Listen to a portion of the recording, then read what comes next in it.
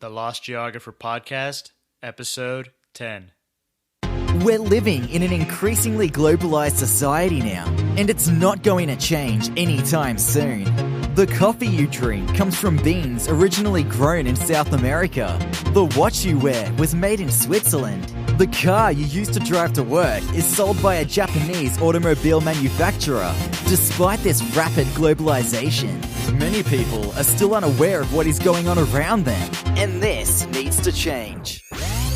This is the Lost Geographer Podcast, where you will become geographically and culturally literate and learn the tools necessary to navigate this new global society. It's your world. Own it. Own it.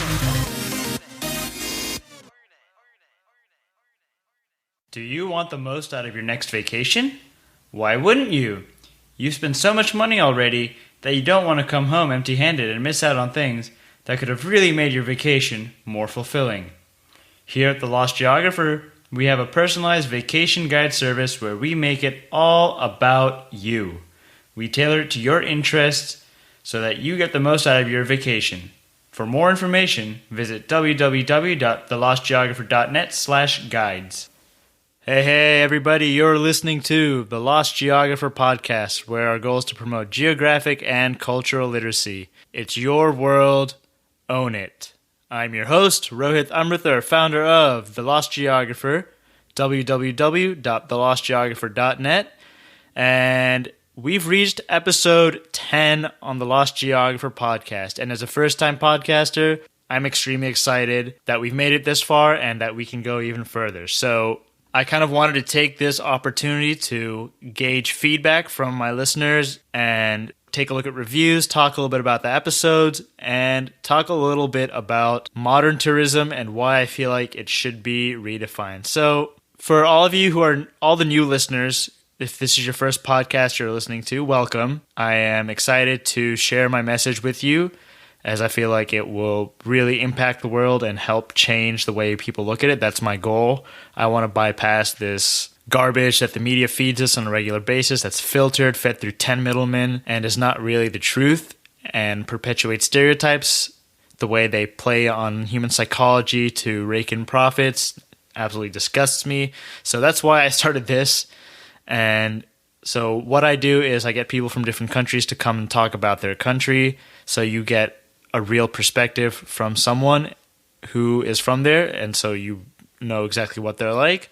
I also get people who have traveled extensively and who talk about their travels, give advice, tips. So for those of you who are anxious, afraid, who say that they're financially constrained or just don't really see the point in traveling that much, or who haven't put it on their list of priorities, meaning they continually give lip service to it. I think everyone wants to travel. I just think it's a matter of where it is on your priorities. But these guests are brought in to help give you information on how to travel smart, how to travel on a budget so that you don't have to worry about finances as much and you can travel comfortably. So that's what this podcast is about in a nutshell. And to talk about some of the guests I've had already, in terms of countries, I've had people from South Africa, South Korea, Syria, the UK, Thailand, and Russia all come and talk about their countries. I'm surprised Russia hasn't gotten as much love as my other podcasts. I was really excited about releasing that one because I had two people come on and give two different perspectives about Russia, and it was really exciting. So go ahead and give that podcast the love that it deserves. It's podcast 8 on Russia. And in terms of the other podcasts, Episode 6, I brought in Jesse, who is a lifestyle conversationalist, meaning he is about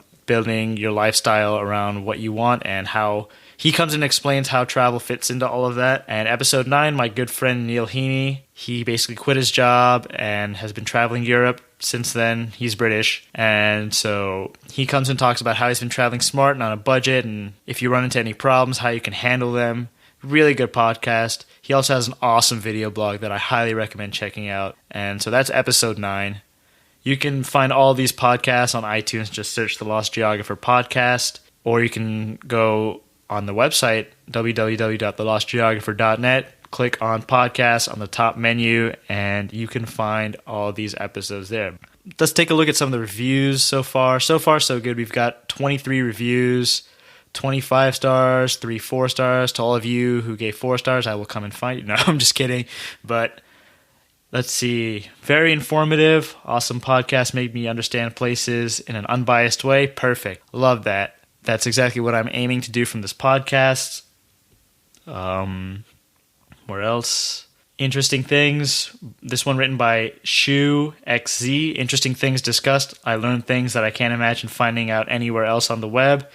I can see how this will improve my future travel planning, although you don't have to be planning a trip to enjoy the conversation. Awesome. Really appreciate that 5-star review. That's exactly what I was going from it. This is also a learning process for me, guys. I don't know everything that's being discussed already, and so this is really opening my eyes as well, as I feel like it's opening all my listeners' eyes as well. So that's perfect. I'm glad this podcast is doing exactly what it set out to do. Hear more personal stories, view the world from a real varying perspective. It's from Cheyenne. Thanks a lot. That's awesome. That's, again, what I was going for. Here's written by Ted Jitsu. Very interesting podcast covering all parts of the world that have far too often been covered with a social, political bias in Western news media outlets. Want to hear a more objective account? Then listen to Rohit as he explains the culture of these locations. Awesome. Again, excited to hear that this is going where it's supposed to go. So now this one, a 4-star one. I like the podcast as a whole. I think the idea is simple. Sometimes when I'm listening to the speaker, I think he isn't as interested as he should be. That's the only problem I have with it. Well, like I said before, I'm a first-time podcaster, so this is kind of a learning experience for me. I am excited, but I'm human too. I get nervous a little bit when I'm recording, so I will definitely try and keep that in mind, try and engage my audience much more in it, try and engage the listener more, because this is something I'm really passionate about. It's just a matter of experience at this point. So that's kind of the reviews that we have. Please remember, if you like what you hear, subscribe, rate, and review. I'm still in the running for New and Noteworthy on iTunes. I will be for another week or so, 2 weeks. Please, please, please, if you can give a review, honest review of what you thought, and go ahead and share this podcast. That would be much appreciated. That way I can reach more listeners across the world and really help make this a global movement to eliminate the ignorance that is causing so much problem in our world right now. And you don't need to look far to see the trouble. Again, I blame the media for that, but really, there's so much going on right now that if we just opened our eyes a little bit and stopped being so judgmental and really understood where everyone came from, then we would be avoiding this. So please help me spread this. And if you have any feedback that you want to send to me personally, please do so. I want to do everything to make this podcast as enjoyable as possible while informative. Go ahead and send me an email at info@thelostgeographer.net. That's info@thelostgeographer.net. So enough of that. Let's move on to the main topic of today's podcast, which is why tourism should be redefined. So I have a blog post on this. I wrote a blog post about it. So I will post a link to it in the description below on the show notes. The reason why I want to address this is that I personally feel that people don't get as much out of their vacation as they should, and they don't really get the full experience of another culture because they don't go and explore as much. We can talk about 2 different types of travelers here. You have the young travelers and you have the old travelers. When I say older travelers, I mean families as well. The young travelers, from what I've noticed, who stay in hostels tend to stick around the hostel, which is great. Hostels are a great place to meet people. But a lot of times what I notice is a lot of people tend to stick around people of their own nationality when they meet at a hostel. So this is what I've noticed. And you don't really get to meet the locals in that country. And that's kind of a problem that I've had when I've gone to hostels. Because when I stayed at hostels, I've wanted to meet locals. And granted, I met some great people at hostels. Again, don't get me wrong. But I also wanted that extra dimension of meeting a local and getting a local's perspective, because you can gain so much through that. And the local, because they're local, they have access to so much more to do in the city than you would even think of. They live there, so they know everything that's going on, everything that's cool, that's hip, that you might like. So a good way to do this, if you still want to meet people at hostels, fine. There's nothing wrong with that. But what I do recommend is going on couch surfing. If you're not signed up already, you should sign up. And if you're on the app or if you're on the website, you'll see a list of people who want to hang out. if you're just sitting around and you don't really know what to do, find someone who wants to hang out, maybe go for a drink, maybe go have a coffee. They will show you around. It's incredible how friendly people can be, especially toward foreigners who are truly curious about their culture and will go out of their way to show you around. You can also use couch surfing to stay at someone's place, and that's also a great option, and you can stay for free. So couch surfing overall, for me, in my opinion, is a great, great, great tool. And I highly recommend it. I will put a link to that in the show notes as well. So that's one way for the younger travelers to get around this whole thing. For families, I noticed that they tend to stay in hotels where, see, at least in hostels, you interact with people from other cultures because you're in a mixed bedroom. You're kind of forced to. In hotels, you're confined to your hotel room and you walk around. What I've noticed is a lot of these families tend to stay to touristy areas and they don't really go explore the heart of the city. That might just be an issue of, you have kids and you don't feel like you have that freedom that you might have if you're wandering alone, which I completely get. But at the same time, you don't want the fact that you're with a family to hold you back from really experiencing what you can. In fact, it'll be great for them if they can experience it as well. And so kind of the advice that I have for this is, as a family, look at your interests, look at your collective interests and like your interests, your hobbies, your passions, and see how you can incorporate that into your vacation. So let's say dad likes golf and he can totally go hit a few rounds on the local golf course wherever he's going. Or if the kid likes sports as well, if the son likes sports, then yeah, go check out a sports museum, a sports park, go watch a game. Really try and use your hobbies to involve yourself in the local culture, because you will inevitably meet locals that way as well. I know couch surfing isn't exactly the easiest for that. Not many couch surfers are willing to host an entire family. There are some, but very unlikely, very hard to find. And so that's something I would recommend, because otherwise you're just going and you're just hanging out in the tourist area. You don't even get to meet other tourists because everyone's so busy going from one place to the next and they don't really take in the personality of the city.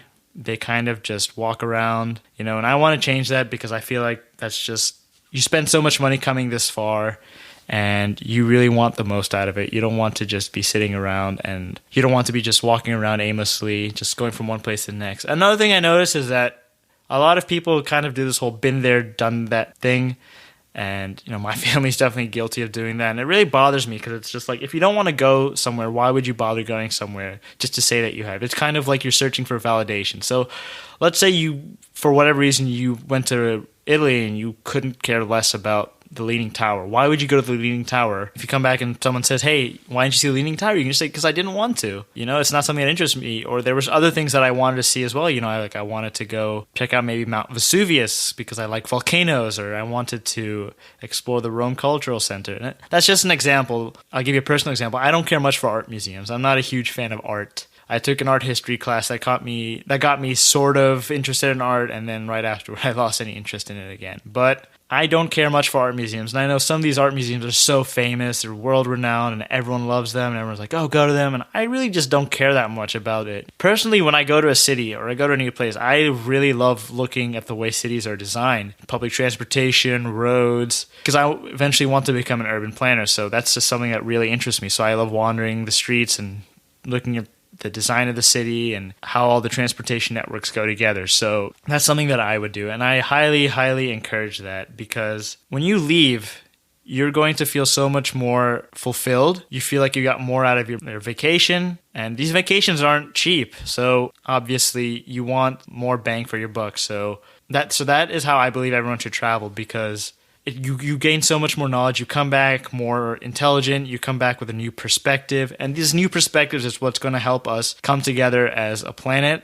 So those are my thoughts on traveling and why tourism should be redefined. Take it upon yourself to really experience a culture. You never know. You might meet someone awesome while you're abroad, a new acquaintance, a new friend, and you could learn a lot of things that way. So definitely give this a thought. You can check out the article on it that I wrote. Just go to lostgeographer.net, click on articles at the top, or you can go to the page for this podcast, episode 10, and it'll be there as well. And I hope you gained a lot of knowledge from this one. And yeah, episode 10 is done, and now we're moving on to episode 11. So I'm excited to see this podcast continue to grow, and I hope that it'll reach more listeners. Remember, rate, review, subscribe if you liked it, share it so we can spread the word. And Remember to tune in next week to the Lost Geographer Podcast. Until then, it's your world. Own it.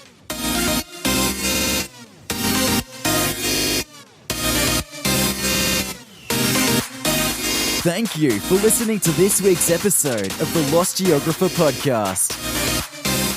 Remember to tune in next week for more awesome content.